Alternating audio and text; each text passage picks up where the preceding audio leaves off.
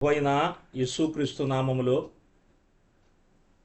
ప్రతి ఒక్కరికి శుభాలు తెలియచేస్తూ ఉన్నాను.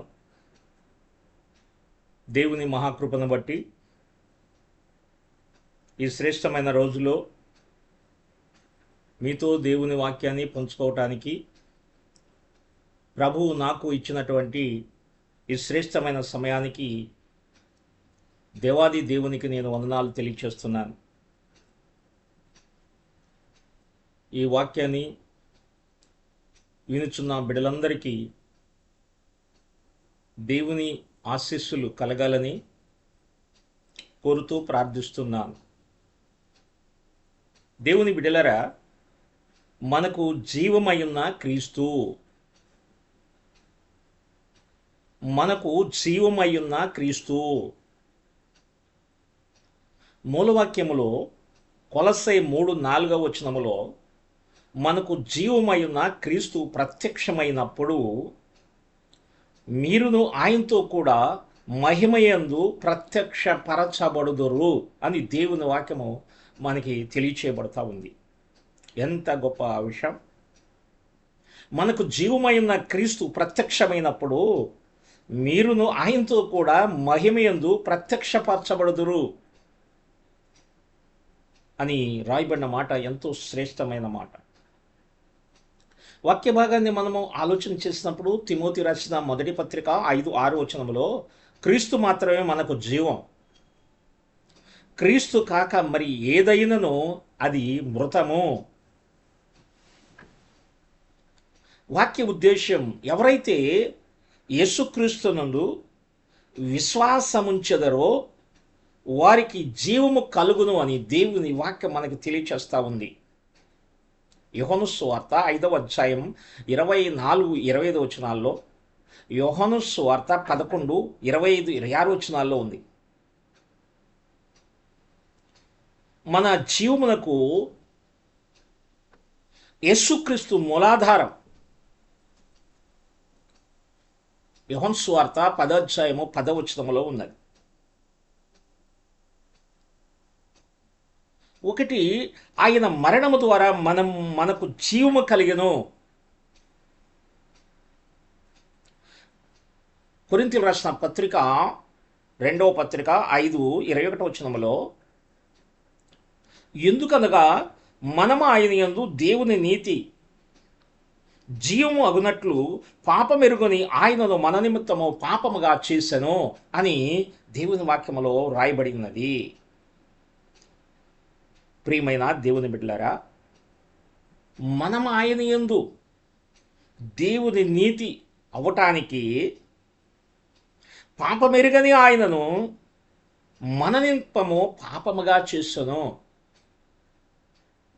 ప్రభువైన యేసుక్రీస్తు వారు ఏ పాపము చేయలేదు. ఆయన పాపము ఎరిగినవాడు, ఆయన ఏ దోషము లేనివాడు, ఆయన పరిశుద్ధుడు, ఆయన నీతిమంతుడు. మనలను పాపముల నుండి విడిపించటానికి, పాప శాపము నుండి విడిపించటానికి పాపమెరుగని ఆయన మన నిమిత్తము పాపిగా మారాడు అని దేవుని వాక్యం చెబుతుంది. అంటే పాపమెరుగని ఆయన పాపిగా మారటం దేవుని నీతి మనము పొందులాగన, దేవుని జీవం మనము పొందులాగన మన పక్షంగా ఆయన మరణించాడు. ఆయన మరణము మనకు దేవుని నీతి అనగా జీవాన్ని అనుగ్రహించున్నది. ఆయన మరణాన్ని విశ్వసించే వారి జీవితంలో, ఆయన మరణాన్ని విశ్వసించినటువంటి వారి జీవితంలో దేవుని జీవం వారిలో ప్రవేశిస్తుంది. దేవుని జీవం అనగా దేవుని నీతి అనగా జీవం మనలో ప్రవేశిస్తుంది. ఎందుకంటే పాపమెరుగని ఆయన మన కోసం పాపముగా చేయబడి మరణించాడు. ఆయన నీతిమంతుడు, ఆయన పరిశుద్ధుడు, ఆయన దేవుని కుమారుడు, ఆయనలో జీవమున్నది. మనకు ఆ జీవాన్ని ప్రసాదించడానికి ఆయన మన కొరకు ప్రాణాన్ని ధారపోశాడు. ఆయన నీతి మనలను జీవములోనికి నడిపిస్తూ ఉంది. కాబట్టి ఆయన మరణము ద్వారా మనకు జీవము కలిగింది.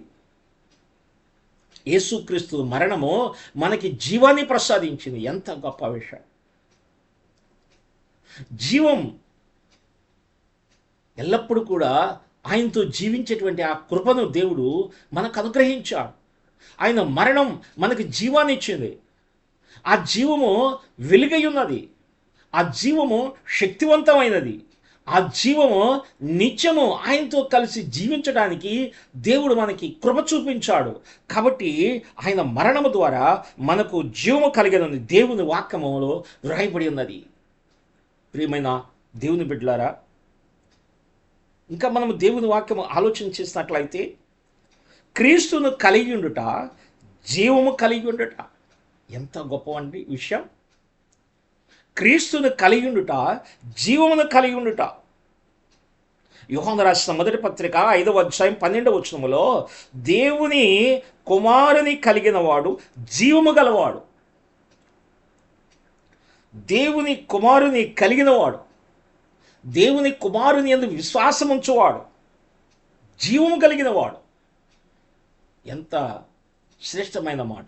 దేవుని కుమారుణ్ణి ఎవరైతే విశ్వసిస్తారో, దేవుని కుమారుని ఎవరైతే కలిగి ఉంటారో వారు జీవము కలిగిన వారని దేవుని వాక్యం మనకు తెలియజేస్తూ ఉంది. ఈ సమయంలో మనం ఆలోచిస్తున్నాం, మనకు జీవమైన క్రీస్తుని గురించి మనము ధ్యానము చేస్తూ ఉన్నాం. ప్రియమైన దేవుని బిడ్డలారా, ఆలోచించేద్దాం. మూడవదిగా, యేసుక్రీస్తునందు విశ్వాసముంచుట జీవము కలిగించును. యేసునందు ఎవరైతే విశ్వాసం ఉంచుతారో వారు జీవితంలో జీవం కలిగి ఉంటారు. అందుకని యోహాను సువార్త 3:36లో, కుమారుని యందు విశ్వాసం ఉంచువాడే నిత్య జీవం కలవాడు. కుమారుని యందు ఎవరైతే విశ్వాసం ఉంచుతారో నిత్య జీవము కలవారు. నిత్య జీవం, నిత్యము వారు జీవించేవారు. ఈ భౌతిక మరణం అనేది సంభవించునా శాశ్వతంగా వారు ఎల్లప్పుడూ జీవిస్తారు. దేవునితో కలిసి నిరంతరము జీవించేటువంటి ఆ కృపను వారు పొందుకుంటారు. ఎందుకంటే దేవుని యందు విశ్వాసం ఉంచిన వాడే నిత్య జీవం కలిగిన వాడు. నిత్య జీవాన్ని మనము స్వతంత్రించుకోవాలి. అందుకని దేవుని వాక్యం మనకు తెలియజేస్తుంది, మన జీవమునకు యేసుక్రీస్తే మూలాధారం. యేసుక్రీస్తు నొద్దకు వచ్చుట ద్వారా జీవము పొందగలం. యేసుక్రీస్తు దగ్గరికి వస్తే మనము జీవం పొందుకుంటాం. యోహాను సువార్త 5వ అధ్యాయం 40వ వచనములో, అయితే మీరు జీవము కలిగినట్లు మీరు నా యుద్ధకు రానొల్లరు అని రాయబడి. జీవము కలగాలంటే యేసు దగ్గరికి రావాలి. జీవము కలిగి ఉండాలంటే యేసు దగ్గరికి రావాలి. కాబట్టి అయితే మీరు జీవము కలిగినట్లు నా యొద్దకు రానొల్లరు. జీవం కావాలంటే నా యొద్దకు రావాలి, కానీ నా దగ్గరకు మీరు జీవాన్ని పొందుకోవాలని ఆశ మీకు లేదు. నా యొద్దకు మీరు రాలేకపోతున్నారు. ప్రియమైన దేవుని బిడ్డలారా, మనం ఆలోచించేద్దాం. మనకు జీవమైన క్రీస్తు. ఈ సమయంలో దేవుని మాటలు మనము ధ్యానిస్తున్నప్పుడు మొదటి అంశముగా మన జీవమునకు క్రీస్తే మూలాధారం. ఆయన మరణము ద్వారా మనకు జీవము కలిగను. క్రీస్తును కలిగి ఉండుట ద్వారా జీవము కలిగి ఉండుట. యేసుక్రీస్తునందు విశ్వాసం ఉంచుట జీవము కలిగి ఉండుట. యేసుక్రీస్తునందుకు వచ్చుట ద్వారా జీవము కలిగి ఉండుట. ఈ విషయాలు మనము ఆలోచన చేయాలి. మన జీవమునకు యేసుక్రీస్తు భద్రత. యోహాను సువార్త 10వ అధ్యాయము 28వ వచనములో రాయబడినది. మన జీవమునకు యేసుక్రీస్తు భద్రత ఇస్తున్నాడు. క్రీస్తు జీవించేంత వరకు విశ్వాసి జీవించును. ఎంత శ్రేష్టమైన మాట!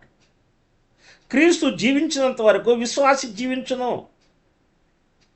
యోహాను సువార్త 14:19 నేను జీవించుచున్నాను గనక మీరు జీవింతురు. నేను జీవించుచున్నాను గనక మీరు జీవిస్తారు. ఎంత గొప్ప విషయం! ఆయన జీవిస్తూ ఉన్నాడు. ప్రభు అన్నారు, నేను మరణించి తిరిగి లేచాను. నేను మరణించి తిరిగి లేచాను, నిత్యము నేను జీవిస్తాను. కాబట్టి ఇక్కడ దేవుని వాక్యం మనం గమనించాలి. నేను జీవించుచున్నాను గనక మీరు జీవింతురు. ఆయన ఎలాగ జీవిస్తున్నాడు? మానవుడికి ఈ భూమి మీదకి వచ్చాడు, మన పక్షంగా నిలబడ్డాడు, పరిశుద్ధుడైన దేవుని కుమారుడు పాపముగా చేయబడ్డాడు. ఆయన పాపమును జయించాడు. మనకు కలిగిన పాపము నుండి విడిపించడానికి ఆయన పాపముగా చేయబడి మరణాన్ని గెలిచి మరణపు ముళ్ళు విరిచాడు. నేను నిత్యము జీవించుచున్నాను, కాబట్టి మీరు కూడా నిత్యము జీవిస్తారు. అందుకని క్రీస్తు జీవించేంత వరకు విశ్వాసి జీవించును. యేసుక్రీస్తు యొక్క జీవితాన్ని మనం గమనించినట్లయితే, నేను జీవించుచున్నాను గనుక మీరు ఎల్లప్పుడూ కూడా జీవిస్తారు. యోహాను సువార్త 14:19 రాయబడినటువంటి మాటను మనము జ్ఞాపకం చేసుకుంటున్నాం. కాబట్టి విశ్వాసి ఎన్నటికీ చనిపోడు. యోహాను సువార్త 11:26 నా యందు విశ్వాసం ఉంచిన వాడు ఎన్నటికీ చనిపోడు. భౌతిక మరణం అనేది అందరికీ వస్తుంది. అయితే ఒకవేళ మరణించినా కానీ భౌతిక మరణం, ఈ మరణము అనేది అది శాశ్వతమైనది కాదు. ఈ మరణము నుండి నిన్ను ఆయన తప్పిస్తాడు. మరణం ముళ్ళు విరిచివేశాడు కాబట్టి ఈ మరణము నిన్ను ఏమి చేయదు. ఈ మరణము తర్వాత మనము శాశ్వతమైన జీవితంలోనికి మనం ప్రవేశిస్తాం. రెండవ మరణం మనకుండదు. భౌతిక మరణాన్ని పొందిన తర్వాత మరలా మరణము లేదు. యేసు దగ్గరికి రానటువంటి వారికి మరణాలు రెండు, భౌతిక మరణం ఉన్నది, ఆత్మ మరణం ఉన్నది. కాబట్టి ఇక్కడ విశ్వాసి ఎన్నటికీ చనిపోడు. కాబట్టి మన జీవమునకు యేసుక్రీస్తు భద్రత ఇస్తున్నాడు. బ్రతికి నా యందు విశ్వాసముంచు ప్రతివాడు ఎన్నటికీ చనిపోడు. ఎంత గొప్ప విషయం! బ్రతికి నా యందు విశ్వాసముంచువాడు ఎన్నటికీ చనిపోడు. ప్రియమైన దేవుని బిడ్డలరా, మనం ఆలోచించాలి. ఎంత గొప్ప నిరీక్షణ ప్రభు మనకిస్తున్నాడు, భద్రత మనకిస్తున్నాడు. మన జీవమునకు యేసు క్రీస్తు భద్రత మనకిస్తున్నాడు. కాబట్టి విశ్వాసి జీవితం క్రీస్తునందు దాచబడి ఉన్నది. విశ్వాసి జీవం క్రీస్తునందు దాచబడి ఉన్నది. కొలస్సీయులకు రాసిన పత్రిక 3:3 ఉన్నది. ఇక్కడ దేవుని వాక్యంలో చూడవచ్చు, మనము మీ జీవము క్రీస్తుతో కూడా దేవుని యందు దాచబడి ఉన్నది. మన జీవము దేవునిలో దాచబడి ఉన్నది. మన జీవానికి భద్రత ఉన్నది. ఆయనలో ఎందుకు దాచబడిందంటే, ఆయన మన కొరకు ఏ విధంగా మరణించి సమాధి చేయబడి తిరిగి లేచి పునరుద్ధారణై పరలోకానికి ఎక్కి వెళ్ళాడో, అట్లాగే ఆయన యందు విశ్వాసం ఉంచిన మనము కూడా పాప జీవితాన్ని విడిచిపెట్టి యేసుక్రీస్తు యొక్క మరణ పునరుద్ధానములో పాల్గొని విశ్వాసంతో మనం జీవిస్తున్నటువంటి వారి జీవితంలో ఆయన అంటున్నాడు, విశ్వాసి యొక్క జీవం, మీ జీవం క్రీస్తుతో కూడా దేవుని యందు దాచబడి ఉన్నది. ప్రియమైన దేవుని బిడ్డలారా, యోహాను రాసిన మొదటి పత్రిక 3:2 క్రీస్తు విశ్వాసిలో ఉండును. మన జీవము ఆయనలో భద్రపరచడమే కాదు, క్రీస్తు విశ్వాసిలో నివసిస్తాడు. క్రీస్తు విశ్వాసిలో ఉంటాడు, ఆయన నివాసం ఉంటాడు. ఎంత గొప్ప విషయం! విశ్వాసిలో క్రీస్తు నివాసం ఉంటాడనేటువంటి విషయాన్ని మనము అర్థం చేసుకుంటే, ప్రభు అయిన యేసుక్రీస్తు వారు ఏం చెప్పారు? నేను నా తండ్రి ఏకమై ఉన్నాం. అదేవిధంగా నా సేవకుడైనటువంటి వారిని మీరు చేర్చుకున్నట్లయితే, నా సేవకునితో పాటు నేనును నా తండ్రి మీతో వచ్చి నివాసం చేస్తామంటాడు యేసు ప్రభు. అంటే విశ్వాసి రక్షించబడిన తర్వాత, దేవుని యొక్క కొరకు ప్రత్యేకించబడిన తర్వాత, దేవుని కొరకు జీవిస్తున్నప్పుడు విశ్వాసి జీవితంలో క్రీస్తు నివాసం ఉంటాడని దానికి ఒక ప్రాముఖ్యత ఏంటంటే, ఇది ఎవరి ద్వారా సాధ్యం అంటే పరిశుద్ధాత్మ ద్వారా ఇది సాధ్యం. ఎవరైతే పరిశుద్ధాత్మతో నడిపించబడతారో, పరిశుద్ధాత్మను పొందుకుంటారో, పరిశుద్ధాత్మ ద్వారా నడిపించబడతారో వారిలో క్రీస్తుతో పాటు తండ్రి కూడా నివాసం ఉంటారు. ఎంత గొప్ప విషయం! మన జీవమునకు యేసు క్రీస్తు భద్రత ఇస్తున్నాడు. ఈ జీవం ఎక్కడి నుండి వచ్చింది? క్రీస్తులో నుండే మనకు వచ్చింది. జీవం మరి మనకి జీవాన్ని ఇవ్వటానికి ఆయన మరణించాడు. మన పాపపు ముళ్ళును విరవటానికి ఆయన మరణించి పాపపు ముళ్ళు విరిచివేశాడు. అందువలన ఆయన యందు మనం విశ్వాసం ఉంచినట్లయితే దేవుని నీతి మనలో జీవం కలుగు చేస్తుంది. ఆ జీవాన్ని మనం పొందుకున్నప్పుడు ఆ జీవానికి ఆయన భద్రత ఇస్తున్నాడు. భద్రత దానితో పాటు విశ్వాసితో క్రీస్తు ఉంటాడు, క్రీస్తుతో పాటు తండ్రి ఉంటాడు, పరిశుద్ధాత్మ కూడా నివాసం ఉంటారు. ప్రియమైన దేవుని బిడ్డలారా, ఇక్కడ మనం ఆలోచన చేయాలి. కాబట్టి మన జీవమునకు యేసుక్రీస్తు సంతృప్తినిస్తాడు. యోహాను సువార్త 4:13లో మన ఆత్మ ఆయన తృప్తిపరుస్తాడు అని దేవుని వాక్యం మనకు తెలియజేస్తుంది.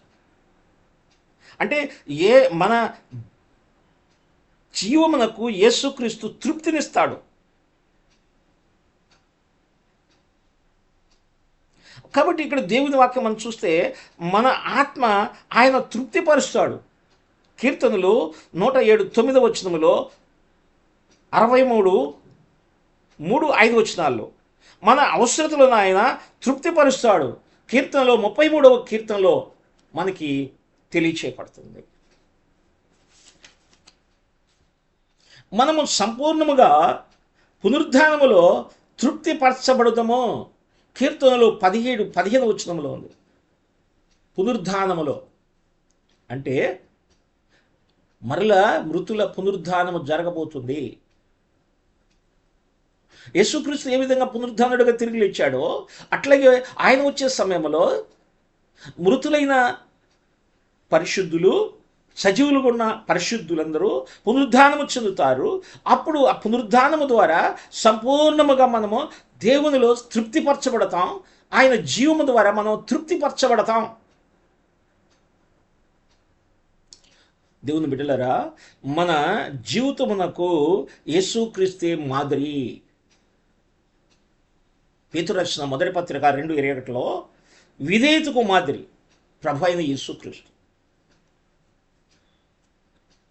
కాబట్టి ఫిలిప్పీ రాసిన పత్రిక 2:5-8 చూస్తే క్రీస్తు యేసుకు కలిగిన మనసు మీరు కలిగి ఉండుడి.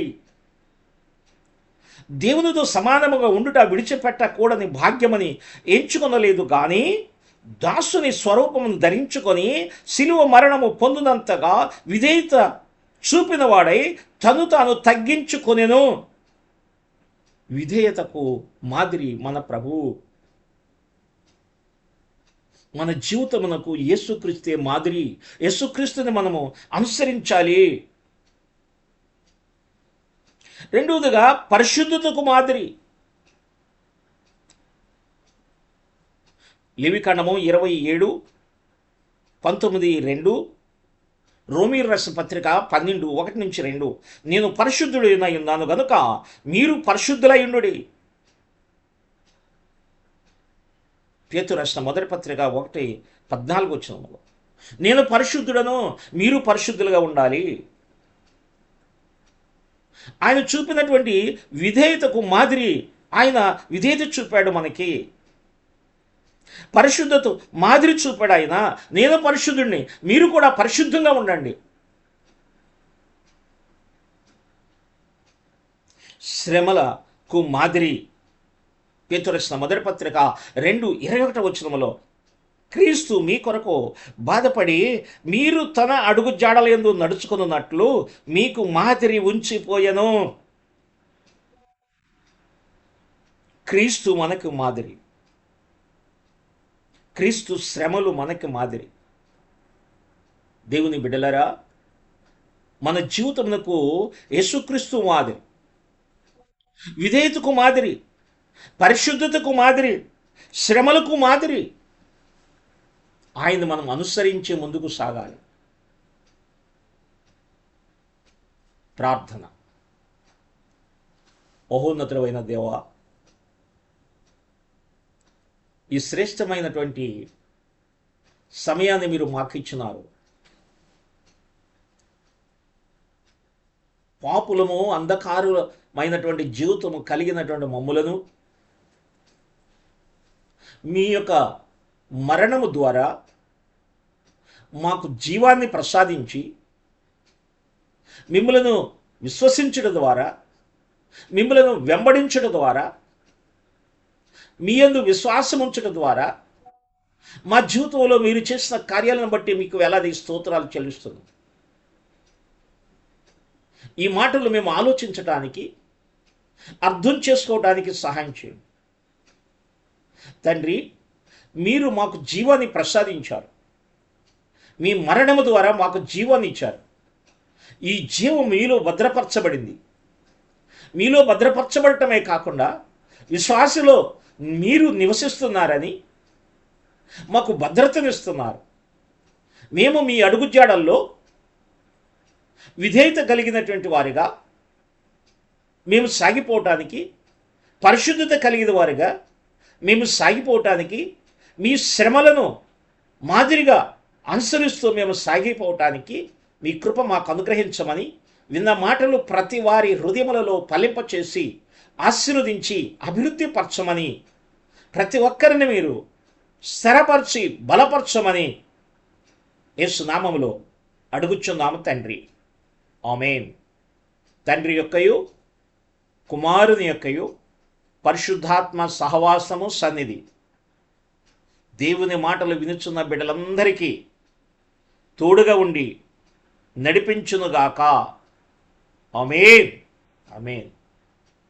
అందరికీ వందనములు. ప్రభువు మిమ్మల్ని దీవించి ఆశీర్వదించునుగాక.